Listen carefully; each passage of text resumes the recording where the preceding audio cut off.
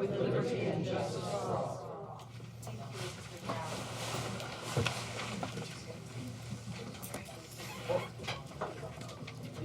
Substitutions for this evening. Oh, I could turn on the mic. Thank you. The substitutions for this evening will be Greg Rogers for Irene Kovlova and Chris Haynes for Anna Soli. Student life reports. For student life and leadership for the students at Gateway Community College. Please come on up. Welcome. You sat there like this. Like, I don't want to come forward. I'm trying to calm my nerves right now. You'll be great. Turn this on.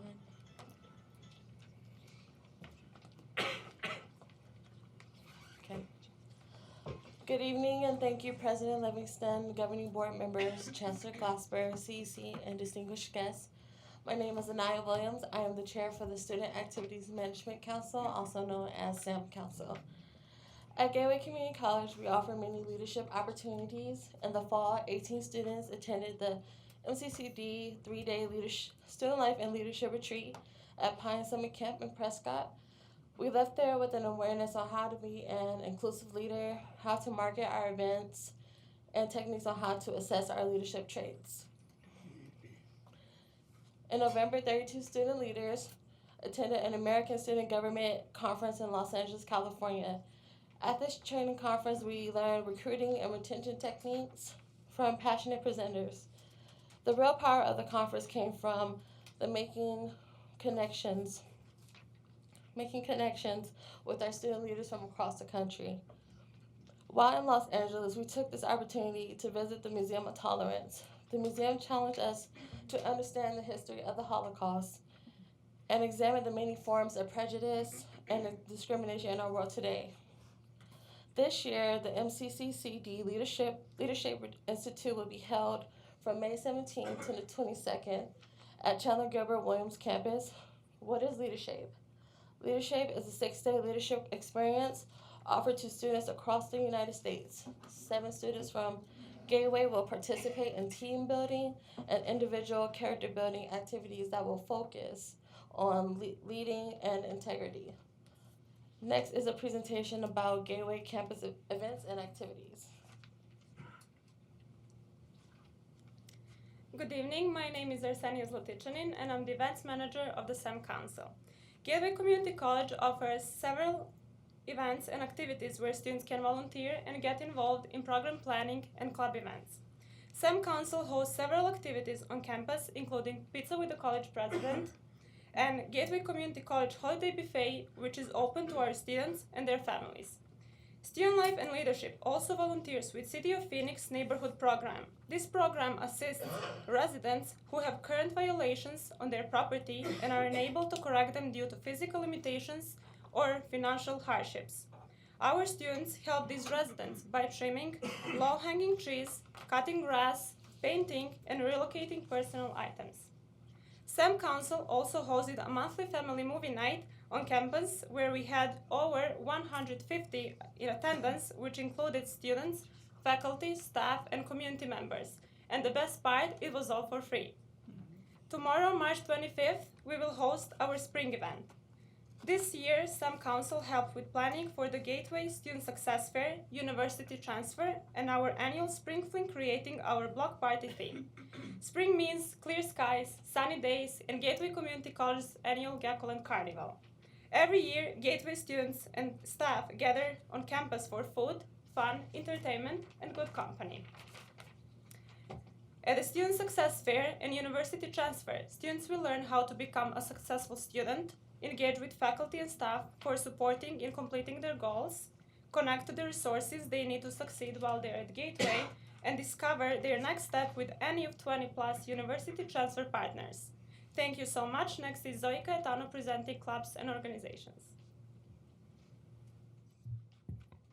Hello everyone, my name is Zoe Caetano and I am the president for the World Explorers Club and the vice president for our Phi Theta Kappa International Honor Society chapter. There is a broad range of student clubs that explore a variety of activities and interests that promote social, cultural, and academic awareness. College is about exploration, finding your passions, and having fun. In September, Gateway held a club expo where students got a chance to gather information about the clubs on campus and decide which ones were right for them. This year, the clubs at Gateway Community College have been involved in many different activities.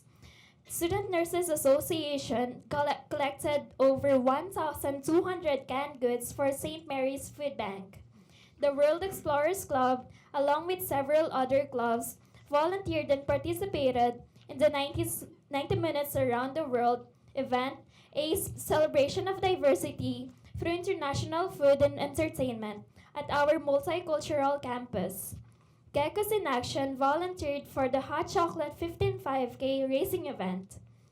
Black Student Union held the Fall into Spring with BSU event, which was Gateway's very first fish fry event. The World Explorers Club volunteered at the Andre House of Hospitality and served international dishes to its residents. Phi Theta Kappa held an induction ceremony where they inducted new members and had the Arizona's All USA scholarship recipients Nanan Zhang and Darka Nasagne as their guest speakers. The two speakers talked about how they achieved academic success, scholarship, leadership, service, and fellowship. The Hispanic Student Organization held a Dia de los Muertos event where they served Hispanic food and did some face painting. The World Explorers Club held a Clash of the Clubs event where different clubs and organizations at Gateway played volleyball and badminton amongst each other. Towards the end of the fall semester, the World Explorers Club held a 60s and 70s inspired potluck to celebrate the end of a fruitful semester. Student Life and Leadership opened a food pantry that will help our students in need. Lastly, Sam Council volunteered to collect pajamas and books for the Pajama Project. The project was founded to help children who have been removed from their homes and who are often shuffled between temporary homes. One would think that something as basic as having the comfort of a pair of pajamas and a bedtime story before being tucked in bed at night is an ordinary experience for every child. Sadly, that is not true for many children living in shelters and crisis centers. And that concludes our presentation. Thank you for your time and for giving us the opportunity to share with you the many activities going on at Gateway Community College. We hope to see you at our Geckoland Block Party event tomorrow.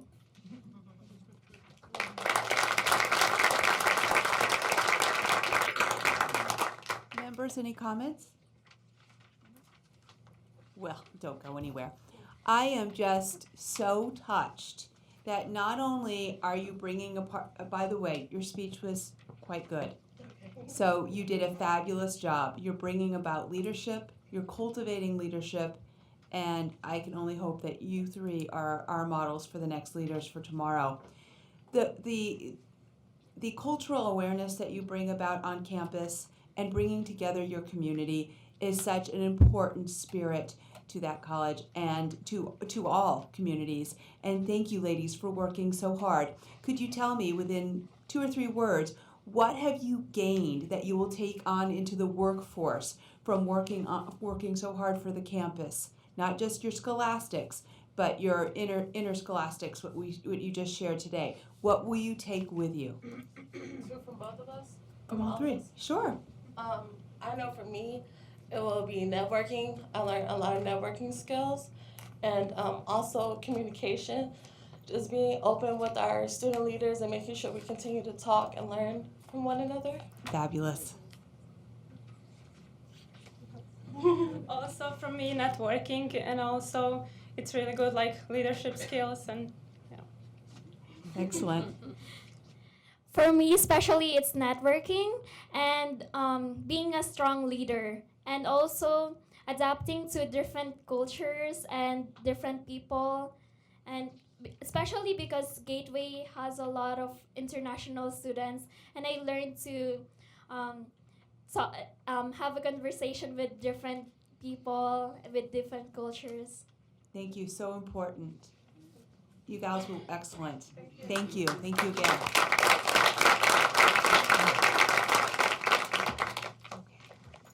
Next up.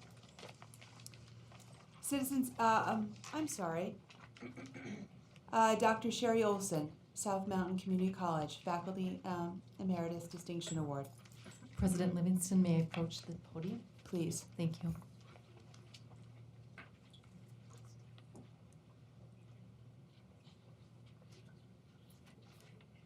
Good evening. Thank you. Good evening, everyone. President Livingston, members of the governing board, Chancellor Glasper, CEC colleagues, and members of the audience. At this time, I'd like to ask a very special faculty member from South Mountain to join me at the podium, Dr. Doug Ferguson. And we're going to talk a little bit about Doug tonight.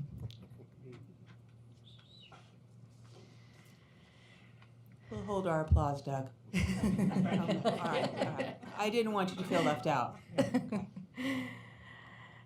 We've been granted a few moments tonight on the agenda for a very special purpose to announce and celebrate the conferring of emeritus status upon individuals whose impact upon South Mountain Community College, and in particular our students, has been truly extraordinary. Tonight we recognize Dr. Doug Ferguson. Doug has been a part of South Mountain Community College for nearly as long as the college has been open, more than 30 years. He joined the college in 1981 and became the first full-time faculty member in the discipline of health and physical education in 1985. Prior to that, Doug had already begun what would be a 22-year tenure as the college athletic director, serving from 1982 to 2004 in that position. It is not an overstatement to say that for most of our college's history, Doug Ferguson has been the face, voice, and heart of South Mountain athletes. And despite our being one of the smallest in the system, Doug's commitment and devotion resulted in astounding success for our student athletes, both on the playing field and in the classroom. Responding to the needs of a community hungry for education and engagement, Doug developed an array of new classes, programs, and a full-time fitness center for the college during his tenure as a faculty member and administrator.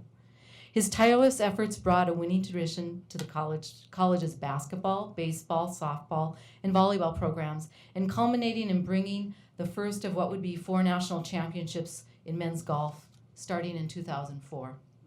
But just as important, he established a legacy of academic excellence for our student athletes, leading to all academic team awards, consistently high GPAs, and several student athlete valedictorians at our college. Doug served the final years of his career at South as division chair, leading the college's counseling, health, and wellness division. He has brought his experience and wisdom to dozens of college committees and was instrumental in expanding our Creating College Success course. We are honored to acknowledge the accomplishments of Doug Ferguson and announce the granting of his emeritus status as conferred by the governing board tonight. Congratulations, Dr. Doug Ferguson.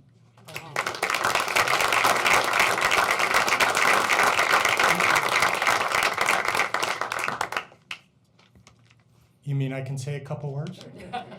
Whoa.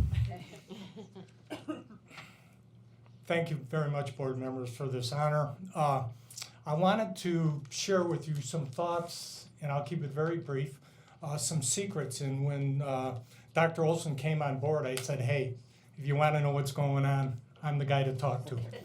So I have some secrets, but most of you know that South was completed in 1981, and we were the last college that had a full gymnasium. Thank goodness. Boy, that was a great thing for us. But before we had classes on campus when I joined it in 1981, we used to have classes over in the Holy Family Catholic Church right next door.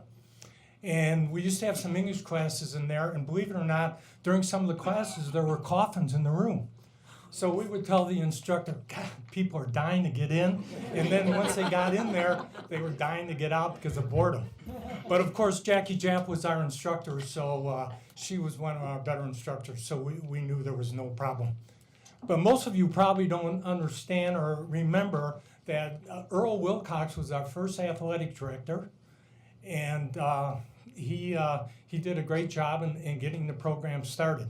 But what I wanted to do was, I always felt, and I mentioned this to Sherry, that I think there should be a exit interview, and where people like myself who are chronologically gifted can talk about some of the highs and lows. I'm not going to talk about any of the lows except one thing. I would like to honor or at least acknowledge that South Mountain had a terrible van accident, and we lost 2 baseball players. And at that time, we were using vans to go to all of our games, but the board in their infinite wisdom, we changed over to chartered buses. So from that day on, we used chartered buses. So unfortunately, something had to unfortunately happen, but I guess it turned out. But I want to give you, if I was talking to, I would say, an historical note taker on an exit interview, here are some of the high points, some of the secrets that maybe some of you never heard of, that only after 32 years I know. The Undersecretary of Education came to the South Campus to look at our award-winning teacher education program, Dynamic Learning, and that was done by Jackie Japp and Yvonne Montiel. Another one, we had a librarian who was extremely smart, and her name was Alice Concrite, and she was on Jeopardy. And she won a lot of money. Boy, oh boy, I tried to make friends with her, but it didn't quite work out. But I kept telling her, you need to see that guy down at that district, that CPA guy, and talk to him. I don't know if it ever got to you, Dr. Glasper, or not, but we were encouraging her to talk to you to set some kind of a fun up. And then obviously every Christmas we remember the Messiah. We've been doing it for 27 years with our music department with Dr. Jerome Garrison. And that's a wonderful thing with both our students and our community getting involved.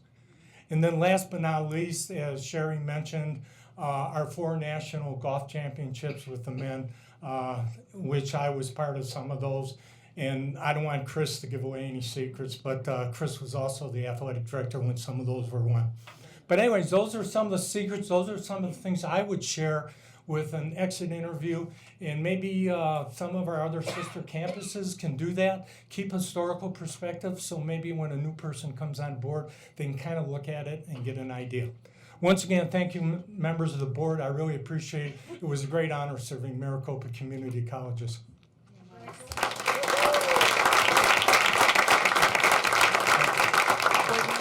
Any comments or any questions? Sir, I want to congratulate you.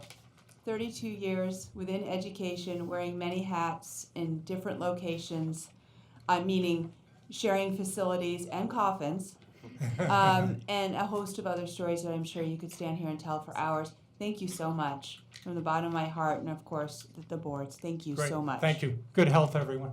Thank you. We move on now to citizens interim. The board offers opportunity for members of the public to address the governing board. In compliance with the open meeting law, the governing board will neither discuss nor take action on issues raised during this portion of the agenda. When necessary, issues will be taken under advisement and placed on a subsequent agenda. This evening, our first guest at the podium, Dan Demland. I hope I said that right. Dan? Welcome. Thank you. Thank you, Madam President, board members, chancellor, staff, guests. I respect the time that you've given me, providing me to speak here, and I promise I'll respect it and only take about 2 or 3 of those minutes to express my comments. My name is Dan Demlin. I am a registered architect. I'm also adjunct faculty at Phoenix College in the Applied Technology program. For those who don't know, that's the AEC, Architecture, Engineering, and Construction. As many may know, our program has been targeted for shutdown by the president of PC without notice. That is why I'm speaking here tonight. This shutdown will have a direct impact on about 9% of the student body at Phoenix College and a total of about 671 students based on the information I possess. Many of these classes and programs are not offered at any other college within the district. When notice was first given of the impending shutdown July 1st,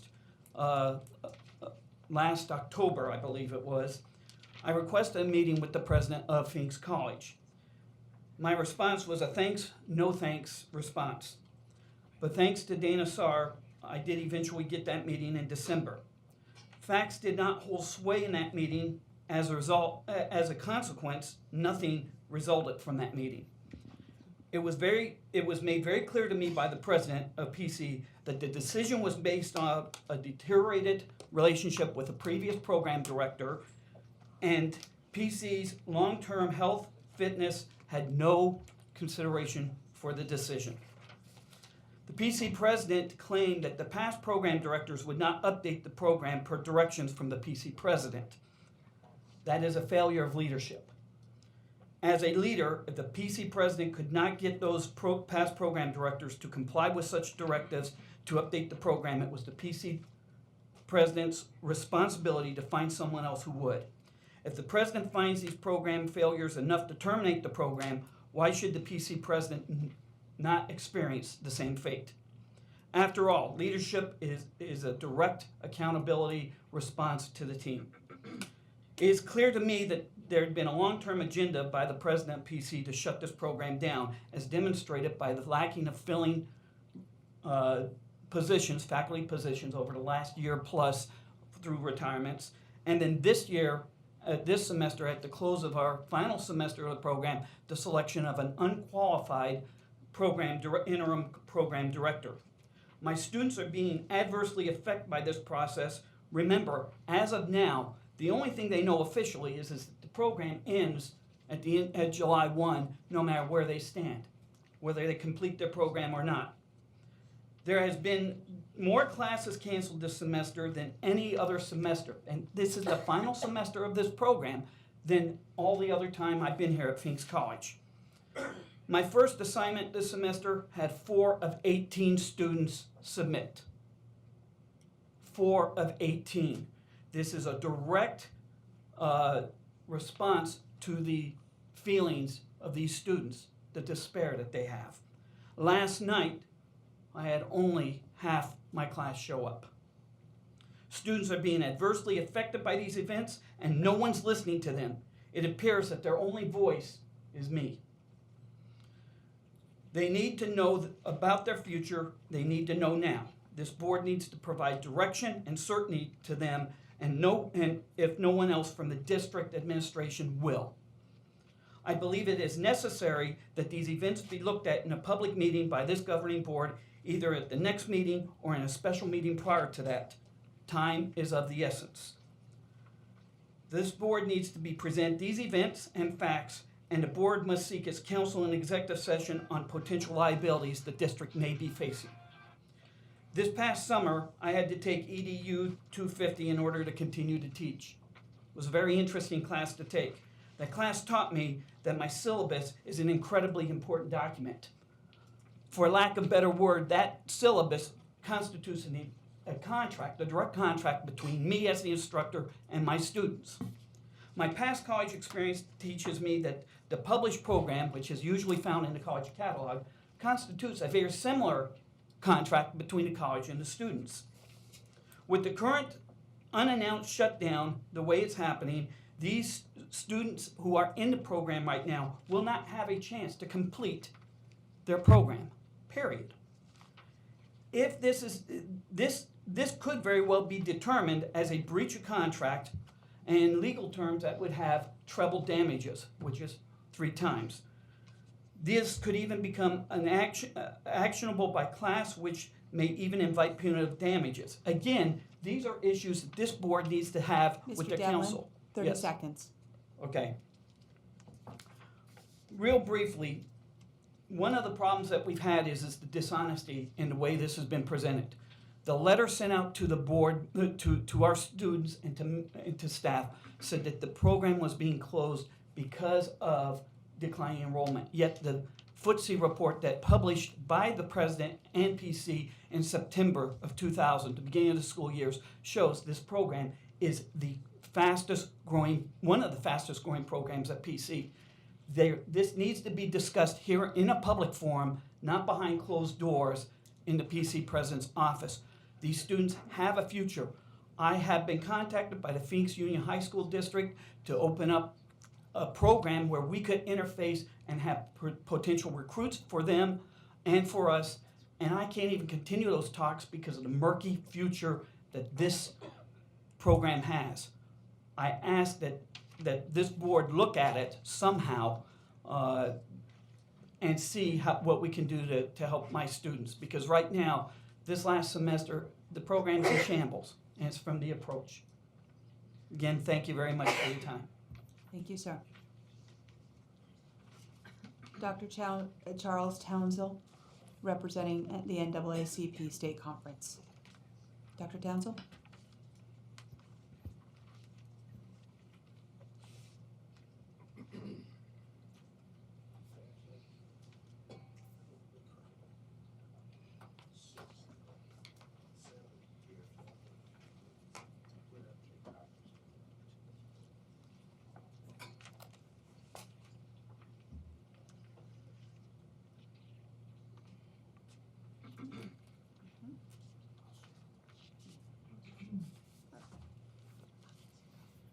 Good evening, Dr. Townsell. Do you realize it's citizens interim with about a 3-minute time frame? Yes, ma'am, I do. Thank you very much. May I request an additional 2 minutes? Yes, sir. Thank you.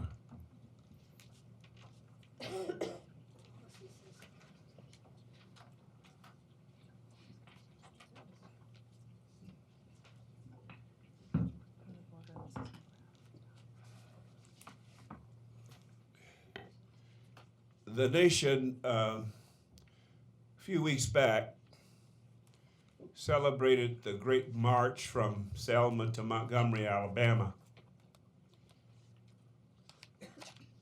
And that march had to do with voting, the Voting Rights Act.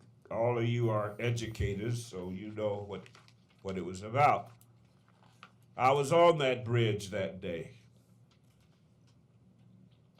I went to school in Montgomery, Alabama. I went to college at 15 years old. And I met a young lady there that I eventually married, who lived in Marion, Alabama. To get to Marion, you had to go through Selma.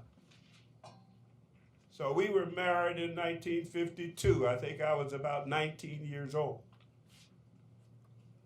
And I used to go from Montgomery to Marion, covering that Edmund Pettus Bridge, because you couldn't get into Selma on Highway 80 unless you crossed that bridge. I must have crossed that bridge 100 times going to see my new wife. Today, the Supreme Court looked at the Voting Rights Act and what they had done in Wisconsin with voting and decided to leave it there. I mention that to you today because I want you to know that I have been on the firing line for equal opportunities for everybody. White folk, black folk, Native Americans, Hispanics, you name it. In fact, the Maricopa County NAACP just voted in for this year a white person to be its president. We are an integrated group. The NAACP was organized by an integrated group. If it hadn't been for white folk, we wouldn't have an NAACP. I want you to know that I've been involved in this situation, as I said before, for a long, long time. And ever since I've been in Phoenix, I moved to Phoenix in 1983. The document that I just passed out, I didn't have enough copies for all of you board members because, you know, if you got to do it yourself, it costs a lot of money. But I wanted you to look at that first page, and it says Education Committee from Charles Townsend. Date, July 27, 1994. 1994. And then you look on the second page, you will see 1995. And there's a paragraph I want you to note. I want you to read the whole packet. But there's a paragraph that says Dr. Brooks, Dr. Parrish, and Dr. Townsend met with Dr. Elsner and requested permission to establish, for you who don't know who Dr. Elsner is, he was the former chancellor here. Some of you may not know that, but I know you people do. Met with Dr. Elsner and requested permission to establish a committee of faculty to look at all issues that impact African Americans at the community colleges. Dr. Elsner said his office will work very closely with Dr. Parrish, who is the liaison between this committee and Dr. Elsner, to achieve the goals expressed by members of the Education Committee. Out of those meetings with Dr. Elsner came the first black chancellor of Maricopa Community College District, Dr. Glasper. When we started talking to Dr. Glasper, Dr. Elsner, we were concerned that there were no black people in this office here, this place here, in an administrative position. And somebody says, well, you got somebody up there on the 5th floor. Well, who is it? It's Rufus Glasper. What does he do? He's director of finance or something like that. The next thing we heard, he was promoted to assistant chancellor for something, and then chancellor. We have had a few black presidents. And my first discussion here with this board before the at-large members and the new members came aboard, I was concerned that we didn't have any black presidents in this community college district. Of 10, 12, how many colleges you have. And I looked at the names going around here, and we have 5 names that look Hispanic to me. And I've been wondering why we don't have any black presidents. I sent a memo to the lady who's supposed to be the ombudsman a couple of weeks ago, asking her to give me a history of black presidents in the Maricopa system. I have not had a response from her. I talked with Dana Sarr, Mr. Sarr, about a couple of issues before he left the presidency. And he indicated to me that he was going to ask the chancellor to put me on the agenda so that this board could interact with me and other citizens who want to talk with you, and you sit there, mum, and don't say anything. And I look around, I say, well, where are the black folk who ought to be sitting in this audience? They're not here. You know why they're not here? There's no reason for them to be here. There's no reason for me to be here. But like I said, I walked the Edmund Pettus Bridge 50 years ago. And that's why I'm here. I'll be here until the good Lord takes me home, talking about the inequities that I see in the Maricopa Community College District's governance. At the board level, no blacks. At the community college level, no blacks. I wonder how many vice presidents you have, and all of that all those other folk who make better than $100,000 a year.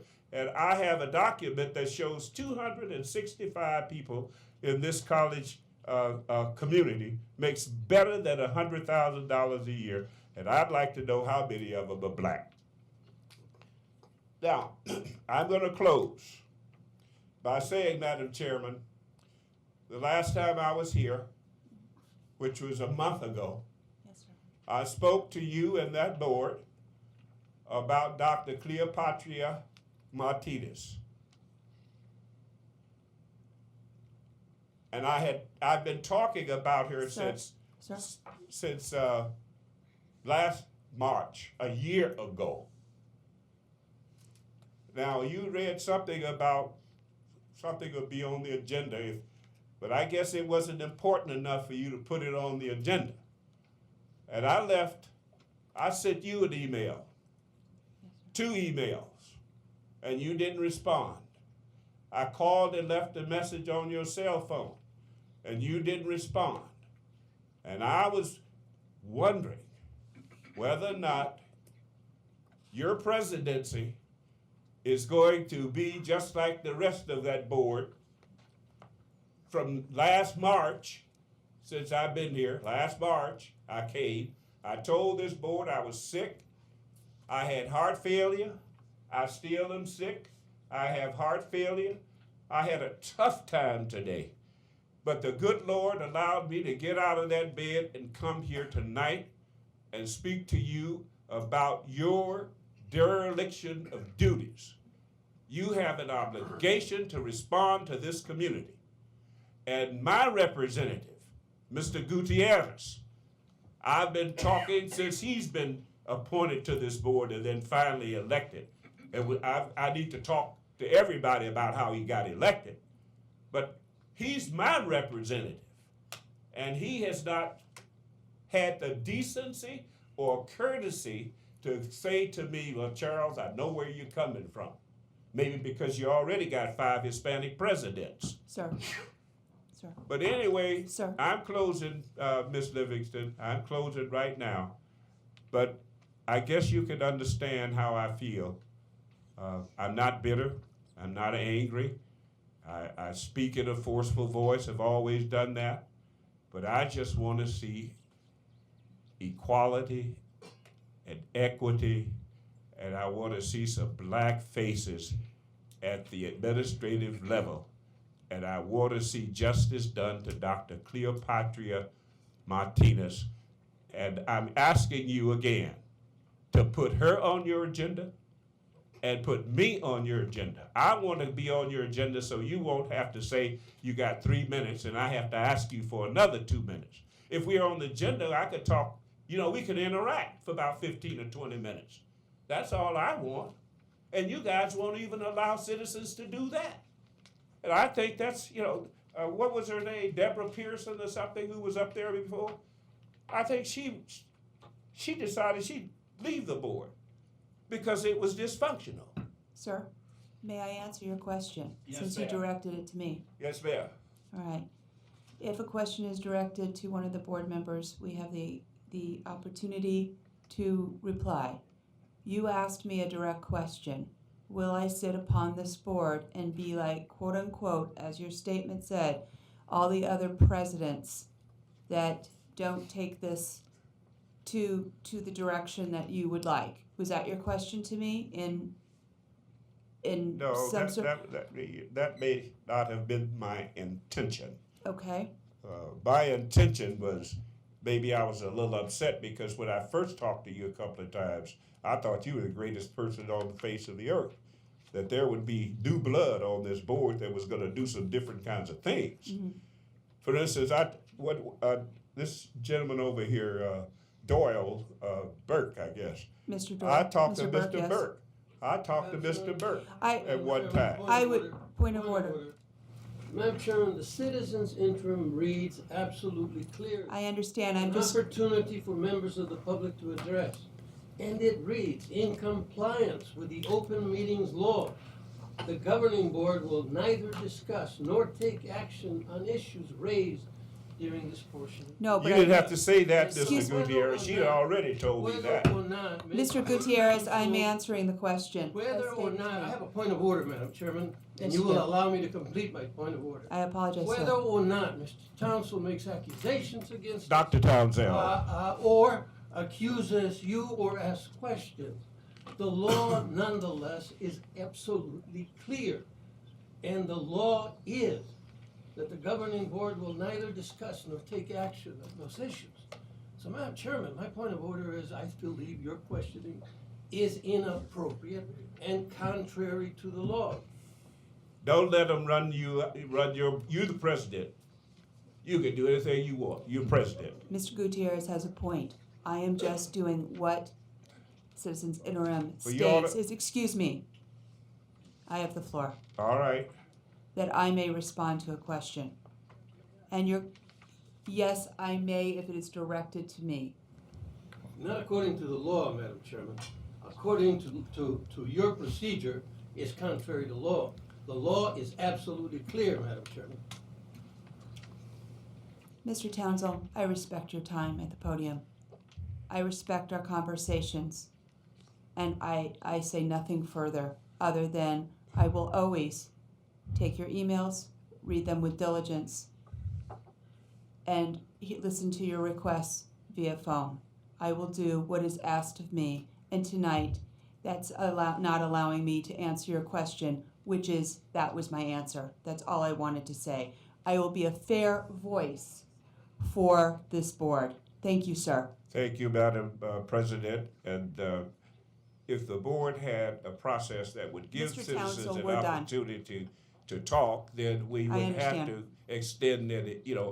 I wouldn't have to stand here and argue with you. But you don't give the community an opportunity to talk. Mr. Townsell. There's nowhere on the agenda where we can talk to Mr. you. Townsell.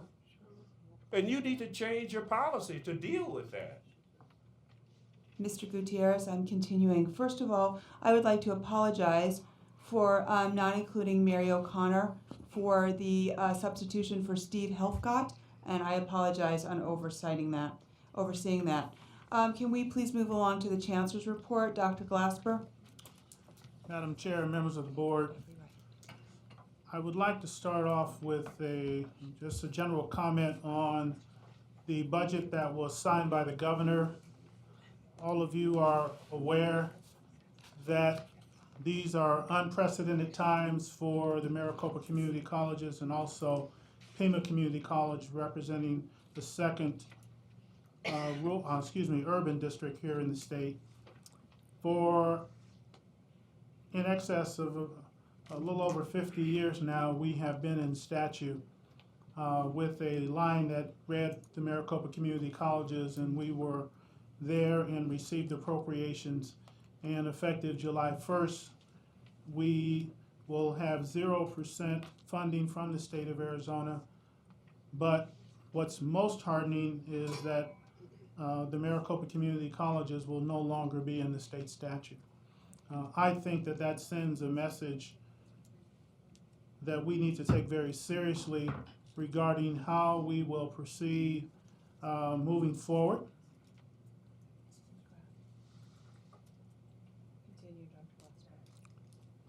I believe that we should take seriously the actions that were taken by the legislature, and we recognize that the state has informed us on many occasions over the past few years that they needed to balance their budgets. And we have respected that approach, but we also need to scale up our conversations with the executive office and the legislature regarding how we proceed in the future to replace the third leg of our funding stool that has been in existence over the period of the existence of this district. Over the next few months, as you move through tonight's budget, I will be working with the staff and will come to the board with some strategies for moving through next year's budget and just looking at other areas, including philanthropy and privatization. I've spoken about that in the past, and finding ways to scale up resources across our system. I mentioned before that the message is clear that our future is in our control, and I ask the board for their support in their discussion and advice as we bring materials forward and recommendations to move forward. Thank you. Dr. Keith Hefner, Faculty Executive Council report. Good evening, sir. Hi, actually it's just Mr. Oh, did I say? Oh, sorry. That's okay, thanks. I gave you an upgrade, did I You not? did. Oh, take it while you There's can. a salary advancement with that, be careful. Oh. Oh, ho, ho. Oh, gosh. Hi. Hi. Chairperson Livingston, board members, Dr. Glasper, CEC, and guests. We had the opportunity, myself, Dr. Patty Finkenstadt, and oh my gosh, Selena Bednarik. You really threw me with that opener. We had an opportunity to speak with you in an informal way on March 10th. It was fabulous. We had a great time, and it was a wonderful opportunity to speak with you informally, to sit down with you and review some of the items and areas of faculty concern. We appreciated your questions. We'd like to do it again, and we hope that maybe the next time you'll have some set the agenda with us as far as how we proceed with that. And I just wanted to thank you on behalf of all faculty for that opportunity. It was a different approach, I think, and we were very pleased at the outcome, to be able to share our perspective and to field your questions and get to know you a little bit better. That is my report for tonight, and we thank you. I would just like to say thank you very much.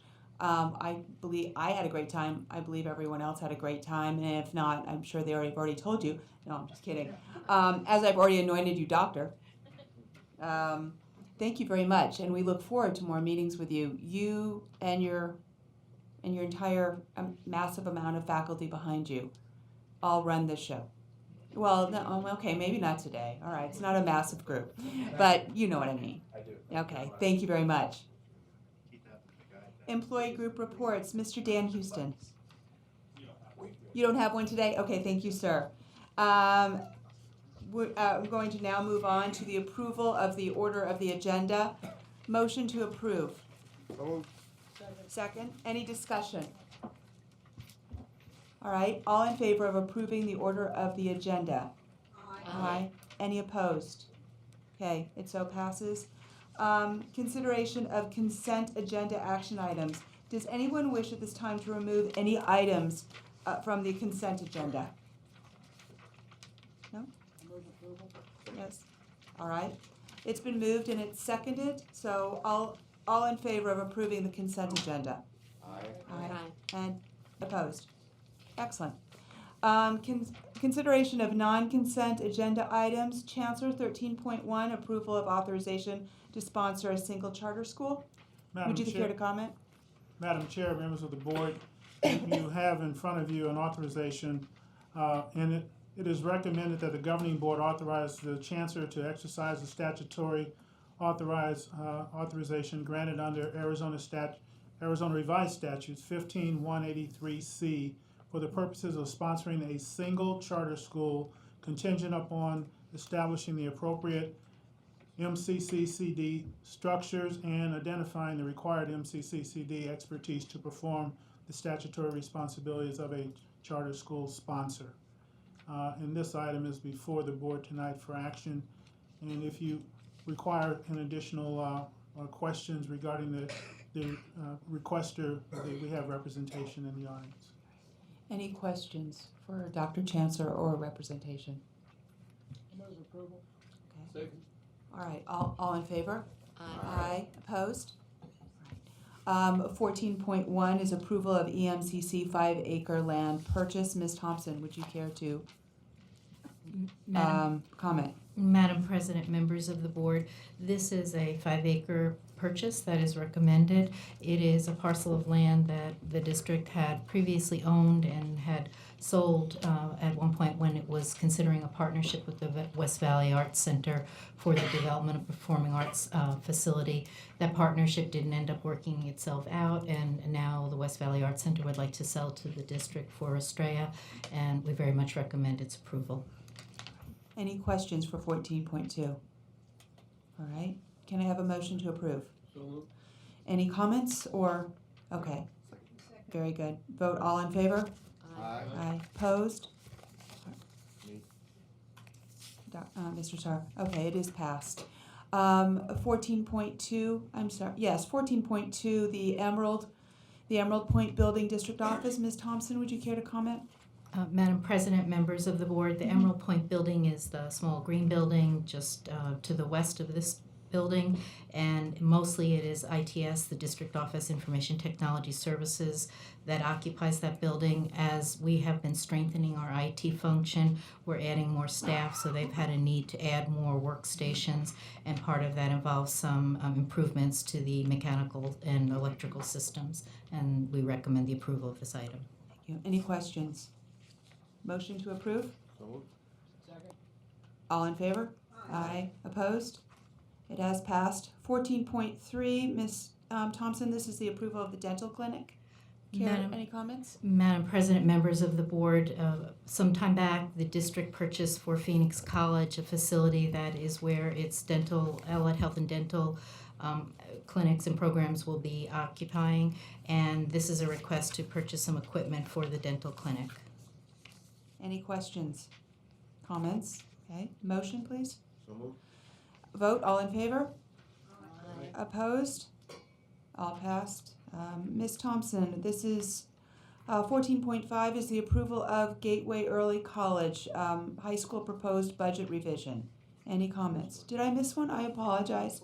14.4, I apologize. Approval of the contract award to remodel the business, education, and child care buildings at South Mountain Community College. Ms. Thompson? Madam President, Thank members you. of the board, Apologize. this is an important project to South Mountain. It is a remodel of a facility and a part of our bond program, and it will be remodeled for staff offices, conference rooms, and a large open lab environment, and we recommend its approval.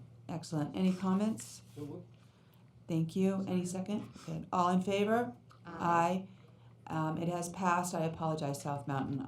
It just skipped my eyes. 14.5, approval of Gateway Early College High School proposed budget revision adoption for 2014-2015. Ms. Thompson, any comments? Madam President, members of the board, this is a required adjustment to the Gateway budget because its enrollment is being revised downward from the original estimate of 265 to 248. The high school is working on some of the reasons why that reduction occurred and trying to address that into the future. In addition to this, the high school also would like to expend some funds on certain capital improvements in updating restrooms and student life areas that will benefit both the high school and the college itself, and we recommend its approval. Any comments? Okay, motion? A second. Very good. Vote all in favor? Aye. Passed, and it has passed. First, thank you very much, Mrs. Thompson. Thank you very, very much. First reading items, 15.1. Yes, I did. I did. Where? Am I right? I'm right. First reading items, 15.1. Chancellor? Madam Chair, members of the board, you have in your packet for first reading proposed policy language. Okay. Mr. Sarr had a committee meeting of the Board Policy Committee, and they reviewed policy language for minor housekeeping type revisions, and now brings this recommendation to the full board for its review and approval, and the changes are to correct minor errors and for clarity. I recommend this for first reading. Mr. Sarr, would you like to comment? The committee for policy went through all of our policies and determined that some of them were just simply outdated. Some were too specific in terms of dates and so forth. So we are bringing this to you as a first read tonight to bring the policies in more up to date and also to make them better to understand as well. All right. Ms. Thompson, would you care to comment? No. No, you don't. Why is that there? Okay, never mind. I'm just going to keep reading along. That's blue. Next is green. Information items, 17.1. No, I'm still 16.1. The review, who's doing it? Aha, never mind. Go ahead. Madam President, members of the board, we've spoken with you about next year's budget Yes. proposals, Why and does it say Gay it's not Murphy, our Associate Vice Chancellor for Business Services, Got it. has some additional information to share in a very brief presentation. My apologies, Ms. Murphy. My apologies. You are not there on my list. I guess they just want Ms. Thompson to read everything and do everything. Thank you. Well, she's pretty handy. I will give her that. She's But, Uh, as you are. But I would like to help her tonight. So, thank you, Ms. Livingston. Thank you. Board members, Chancellor Glasper, CEC members, and guests. With the governing board's consideration of the proposed 15-16 budget this evening as an information item, we formally begin the road to first step on the budget adoption process. So we usually at Maricopa follow a standard process that helps us adhere to all of the statutes and the statutory dates and guidelines that we have to do in order to successfully adopt a budget by the legal deadline, which is in June 20th, I believe. So looking at the proposed budget for 15-16, we are actually going to have a reduction in our budget. Most of the reduction comes in our plant fund, our capital fund, and most of that is due to us continuing on our 2004 capital program. When we sold the bonds, we're now building buildings, and we're pretty much through that bond program. So with the reduction in state aid for capital, we really don't have a source of new revenue going into that. We do have debt service that we'll continue to collect to pay off the bonds. But so most of that is, most of the decline again is in capital funding, but we do have a decline in our general operating fund. Both our auxiliary and restricted funds are in decline, but actually I think that's more of us looking at what our actual experience has been and then just adjusting our revenues down to mirror more towards what our actual experience is rather than projected decline in activities. So in looking at our sources and uses, February 10th we received from Maricopa County Assessor's Office the assessed valuation information. It's not quite as good as we'd hoped. This year revenue from new construction added since last year was $8.7 million. We can see here now. We thought that upward trend would continue, but it hasn't, and we're dropped down a little bit, down to $7.3 million. The legislature has eliminated state funding. We also have not heard yet from the SRP on the in lieu payment they pay on taxes. The board will meet on Monday, and we should know pretty soon after that what their in lieu payment will be for next year. We're down slightly in tuition and other fees. That one's pretty much workload related. We are looking at, though, an internal reallocation. We had set aside money when we went through the big recession and property values were declining so rapidly. We set aside funds in case we did not collect all of the property taxes that we had levied. Now that things are getting more routine, those payments are coming through, and we actually collect probably about 99% of the taxes we levy. So we're going to put that $2 million we've been holding back into the pot for reallocation. And then the Arizona State Retirement System had a slight decline in the mandatory contribution rate. That's the $427,000. So both employees of Maricopa will see a tiny increase in their take-home pay, and Maricopa as an employer will have to pay a little bit less on behalf of our employees. In terms of our priority expenses, since we have available revenue really allocable of about $1.6 million, we're looking at about half for increases that are mandated by employee manuals. Those are ones where an employee would take courses, education courses, and promote themselves, would go through the trouble of getting another degree, which is better for Maricopa as an employer. We have a more highly educated workforce. So there are those increases for education and anniversary steps for those long-term employees of the board. I think you have to work 10 years before you get that first recognition of an anniversary step. And then operating and maintenance costs for our IT.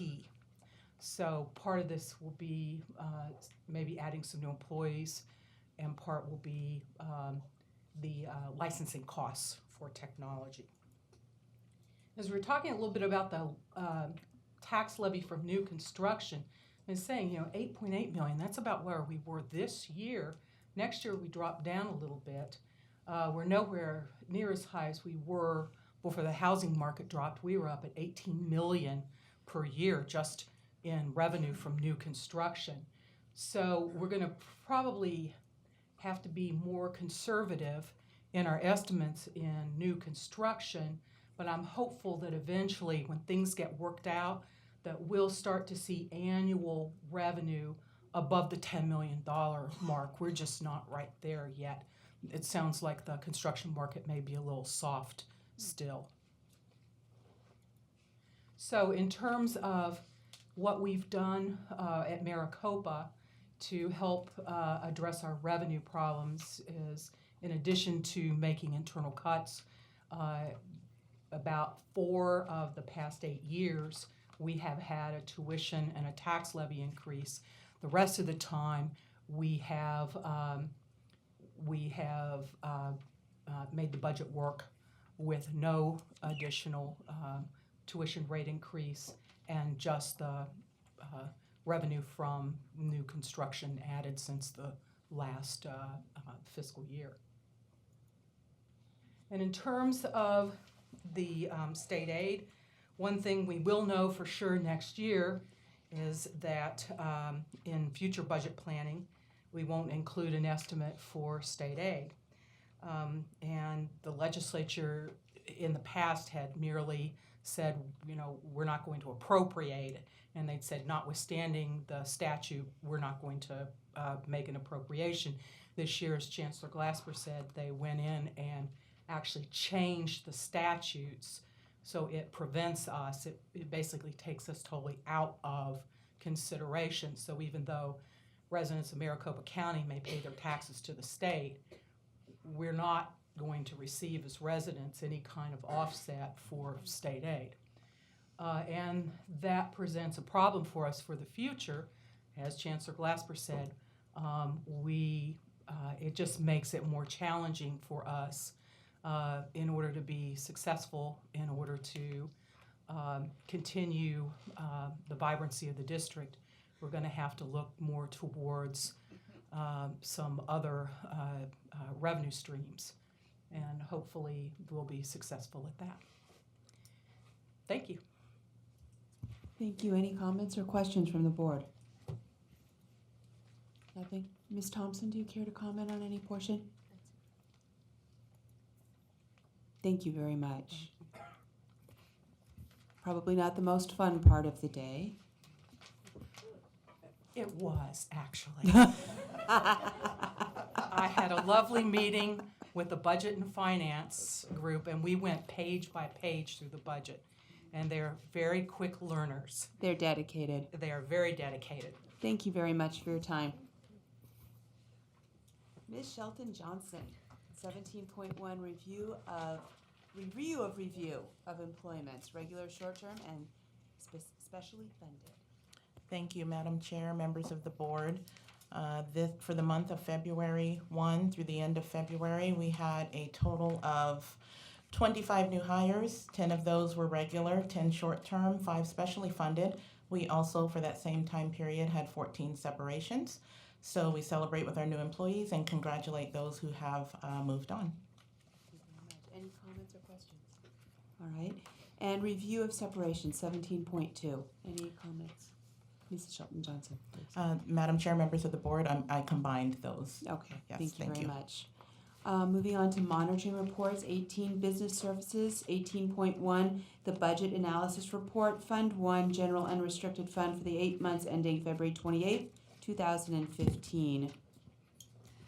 Madam would be Ms. President, Thompson, members of yes. the board, Thank you. we're 2/3 through the fiscal year, and the budget is in line with the types of revenue collections and expenditures that we see in other fiscal years. It also will end in line with the budget that was adopted by the board last year, and we will meet our financial stability requirements, which is a board policy. Thank you. And just like the beginning, the end is also fun because you get to hear of the wide variety of things that the board members got to do while they were out and about. Mr. Burke. Two events since we last met. Along with the other board members, I attended the Mesa Community College luncheon with the accreditation team. Interesting visit with those folks. And then today, Ms. Haver, Mr. Starr, and I attended the Small Business Development Center luncheon at the state capitol. Just some wonderful stories of people, small businesses. One particularly interested me. It was a veteran who started a landscaping construction business, and now he's franchising and involving veterans in employment. It was really great. Thank you. Mr. Heap? Thank you. Oh, you're welcome. Well, it's been an interesting tour. So I got in the last month. First of all, we went to, we were invited by Dr. Paul Dale to Paradise Community College, and he enthusiastically gave us a tour of all of his operations, but the best part was meeting all the staff. And from every area, there was an area, I don't think there was a department that we missed. And the enthusiasm was overwhelming. So I must thank him, but I also, as out of the corner of my eye, saw the golf course right next to it. So how much better part of college would that be? So thank you, Doctor. Next, we were invited to the Latino meeting, and I'm going to say I'll leave that for Mr. Gutierrez to present, because he eloquently presented not only what today looked like for the Latino community, but also 5 years from now in the future. So I got to say thank you for his effort in putting the whole program together. He was in charge of all details. So I got to say thank you. So I'll let Alfredo give the presentation there. Next, I went to my first meeting of Audit and Finance briefing. The committee is a select group of people throughout the economy. So they are, you should be proud to have this group of people represent you. They are prepared from every direction to answer the questions, the changes in the economy, and to also adapt to whatever needs to be done in the future. So have confidence. So thank you. Really appreciate it. Mr. Gutierrez. Madam Chairman, a number of items. First of all, I attended the hearing on the DACA student case, on the DREAM student case, and it was I think I left in a very optimistic fashion. I thought that our attorney, Mary O'Grady, who's formerly Assistant Attorney General, Deputy Attorney General, did a marvelous job in that defense. We anticipate that the decision from the judge will be within the month, but we have no specific date as of yet. But I was very pleased with the defense, and I want to let you all know that we had a very strong defense. Mr. Heap mentioned the conference. Let me very briefly talk about it. Obviously, as you all know, in 2013 became the year that in the K-12 system, the majority of students became Latino, became Hispanic, that number is anticipated to grow every year hence, and that is clearly going to have an impact on the community colleges going forward. And that was really the theme of it. The theme, of course, became slightly charged because the legislature, of course, has not only cut the funding again, but has taken the affirmative step of removing the largest community college system in the country from the statutes, taken the affirmative step of trying to make it disappear as if we don't exist. So that was, and so that was really a call to action. It was funded by Raza Development Fund, and it was funded by the Helios Foundation. That discussion will continue. But that discussion has led to a number of meetings with business people from throughout this county. And everyone in this college system should be aware that the actions of the legislature, this horrendous dereliction of responsibility by the legislature, has caused in the business community exceeding alarm. We are the largest provider of workforce development. We're the single largest provider of students into the university system, into the Arizona State University. And to simply try and make us go away without understanding all of its consequences is irresponsible. And I just want to share with you that I have become very optimistic about it all in the midst of all this, because the business community isn't standing for it. So there's discussions going on about the universities and about us, and about what the response will be. But I'm certain of one thing, that in this action, they have spurred the business community, have spurred the Latino community, have spurred the academic community to action like it's never happened before. And so I want to share with you that I think in the next few weeks you will be hearing voice after voice and a comprehensive strategy of response to the actions of the legislature. Thank you, Mr. Gutierrez. Ms. Haver. Thank you. I've had quite an amazing month. Now, Mr. Burke already mentioned two of the activities that I attended with him, and I can tell you that I've had other experiences that were equally wonderful. I attended the musical, The Ballad of Downtown Jake, that was at Paradise Valley Community College.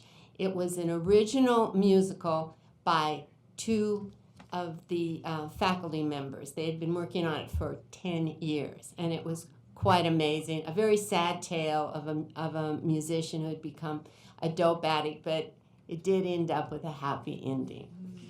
I visited 3 more colleges. They were Gilbert Chandler Community College, Glendale Community College, and Phoenix College. And you would think that it would become a little bit tiresome, but it doesn't, because every time I leave feeling so elated, because in my 32 years as a teacher, I have never found so many knowledgeable, dedicated, committed to students, teachers anywhere.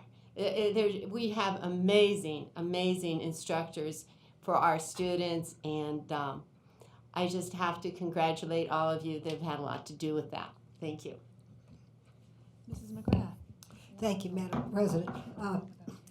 Mr. Heap and I are attending the visits of the colleges together because it seems ridiculous to make the college people gather up all of their staff and make a presentation twice when they don't have to. So my report would mimic his. The only thing I would like to add was that one of the highlight of our trip to Paradise Valley Community College was, as I'm a baseball nut, been attending baseball games a long time, and I used to tell my husband I got paid for going to baseball games 6 days a week. But when we were there were a number of scouts, about 8 or 10 of them, grading the baseball players. They had pitchers out on the mound, and I'm very impressed with Dr. Dale's athletic people there. Thank you. That's exciting. Yeah, it was. I'd like to see a scout or two. Mr. Saar.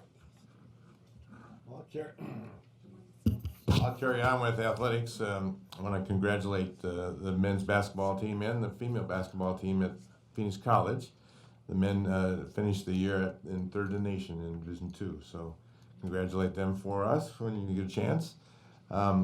This weekend I attended the first robotics regional competition in Gilbert. Years and years ago I was involved with the FIRST Robotics as a team captain, and I don't know if any of you have had an opportunity to see it on TV or attend it yourself, but we talk a lot about athletes and their abilities, both academically and athletically, but it give you a whole different opinion when you see, and for lack of a better term, because that's what they call themselves, these are the nerds.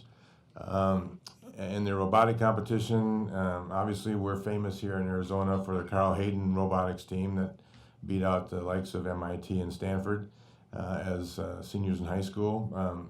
That team was there along with 180 other teams statewide and regions around Arizona. It's become quite a show. They're outgrowing the venues they've had in the past. They now have to have 2 of them here in the valley to accommodate all the teams. The next one is in a couple of weeks at Grand Canyon University's Fieldhouse. So if you get a chance, go to FIRST, F-I-R-S-T, and you'll be able to see where these events are taking place. The students go from here to the national competition in St. Louis in a couple of months. And robotics are not what you would see normally on TV, where everybody tries to bust up everybody else's robot. This requires, that's fun too, and I was involved in that as well, but this is much more complicated. It takes both the ability to put a piece of hardware together. It also takes the ability to write the software to make it operate effectively in competition. So once again, if you ever get a chance to attend one of these, whether you do it for half an hour or all day long, you'll come by with a different appreciation for what our high school students and actually some of our community college students in the past have been able to accomplish. I'm up. These past few weeks have been interesting for me. I've had the opportunity to lighten my load a bit, which will be wonderful. And also, I had the thrill of my spring break to have bronchitis and have to cancel on many of you coming to take tours at your campuses. And I want to apologize from the bottom of my heart. You didn't want me there. Nobody wanted me anywhere. And my husband's still asking me to leave the home because I did pass it on to him.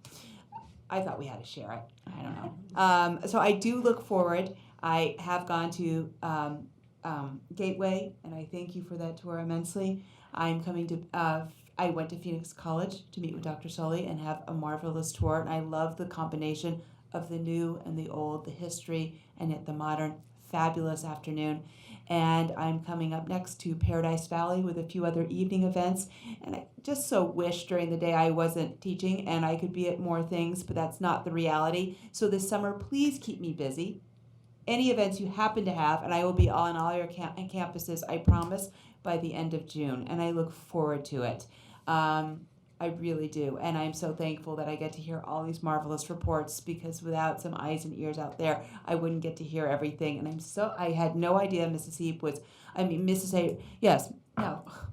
Heap, Mrs. McGrath. I'm sorry, now I just married you off. Mrs. McGrath was a baseball aficionado and thrilled to see so many kiddos being perhaps recruited away. That's exciting.